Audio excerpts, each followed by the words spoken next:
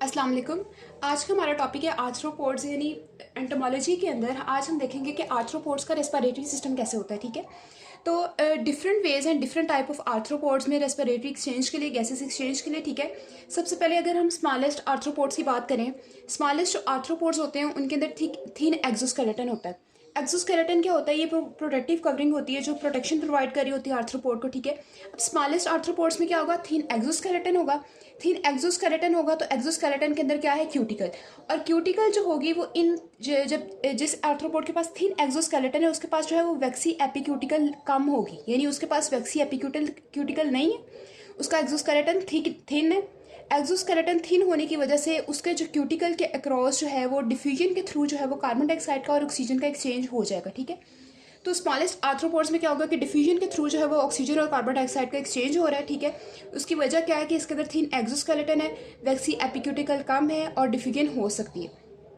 Next हम बात करें टेरेस्ट्राइल आर्थ्रोपोड्स की। टेरेस्ट्राइल आर्थ्रोपोड्स में क्या है कि क्यूटिकल के अंदर जो है वो ओपनिंग्स हैं, यानी पंक्चर, क्यूटिकल जो है वो पंक्चर हुई है डिफरेंट टाइप की ओपनिंग से।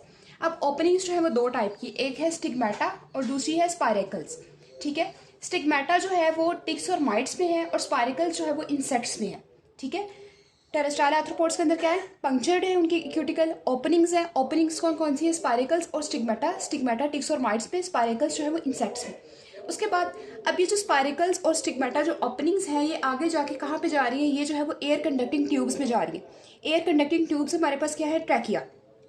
तो ये स्पाइरेकल्स और स्टिग्मेटा एयर कंडक्टिंग ट्यूब्स में यानी ट्रैकिया में जा रही हैं। ट्रैकिया जो है वो आगे जाके लॉन्गिट्यूडनल और ट्रांसवर्स ट्रैकियल ट्रंक्स बना लेता है। ठीक है, अब ट्रैकिया सबसे पहले स्पाइरेकल्स और स्टिग्मेटा ट्रैकिया में गई। ट्रैकिया जो है वो आगे ब्रांच होके सारी बॉडी के अलॉन्ग एक्सटेंड करेगा डिफरेंट टिश्यूज़ में। ठीक है, तो ट्रैकिया की जो ब्रांचिंग्स होती है उन्हें हम कहते हैं, ट्रैकिया की ब्रांचिंग के बाद जब ट्रैकिया एंड होता है तो वहाँ पे होते हैं फाइन ट्रैकियोल्स। ट्रैकियोल जो है वो प्रिंसिपल साइट है गैसेस एक्सचेंज के लिए। सबसे पहले स्पाइरेकल्स या स्टिग्मेटा थे, ये किसके पास गए? इन्होंने क्या बनाई आगे? ये ट्रैकिया के पास गए, इन्होंने ट्रैकिया में एयर को लीड किया। ठीक है, ट्रैकिया ने बनाई वहाँ पे लॉन्गिट्यूडनल और ट्रांसवर्स ट्रैकियल ट्रंक्स।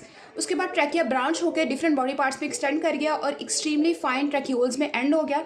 अब ट्रैकियोल्स जो है वो प्रिंसिपल साइट है गैसेस एक्सचेंज के लिए। उसके बाद जहाँ पर ट्रैकियोल्स एंड हो रहे होते हैं वहाँ पे इनके अंदर एक फ्लूइड भी प्रेजेंट होता है। ठीक है, उसके बाद हम स्कॉर्पियंस और स्पाइडर्स की बात करें तो उनके अंदर बुक लंग्स है। बुक लंग्स क्या है? बुक लंग्स होते हैं कि लंग्स जो हैं उनके अंदर प्लेट्स प्रेजेंट है, just like pages of book. वहाँ पे प्लेट्स प्रेजेंट है और ये प्लेट्स होती हैं वो हाईली जो है वो इंगोर्ज होती हैं ब्लड से। ठीक है, वहाँ पे वेस्कुलर सप्लाई बहुत ज़्यादा होती है। ठीक है, उसके बाद अगर एक्वेटिक क्रिस्टेशियंस की बात करें तो उनके पास गिल्स होती हैं गैसेस एक्सचेंज के लिए, यानी फिशेस वगैरह के लिए जो पानी में रहने वाले हैं वो जो है वो एक्सक्रीट करते हैं ऑक्सीजन को जो है वो इनहेल करते हैं और कार्बन डाइऑक्साइड को एक्सक्रीट करते हैं इन गिल्स के थ्रू। एक्वेटिक क्रिस्टेशियंस जो होते हैं तो उनके अंदर इस तरह से गैसेस एक्सचेंज होता है।